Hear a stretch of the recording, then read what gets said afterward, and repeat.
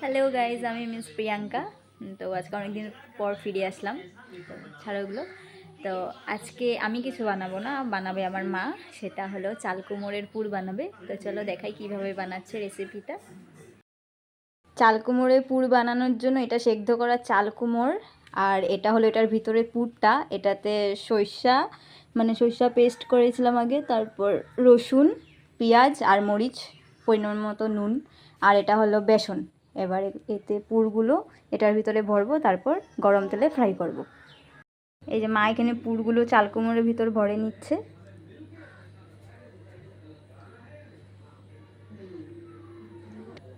পুরগুলো চাল কুমড়োরে ভরা হয়ে গেছে, এবার গরম তেলে ফ্রাই করব।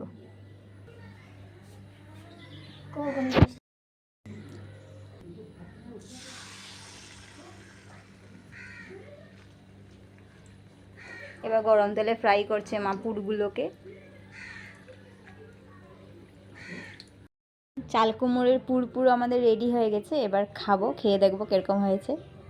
খেয়ে দেখি পুরটা কিরকম হলো। মজা হয়েছে,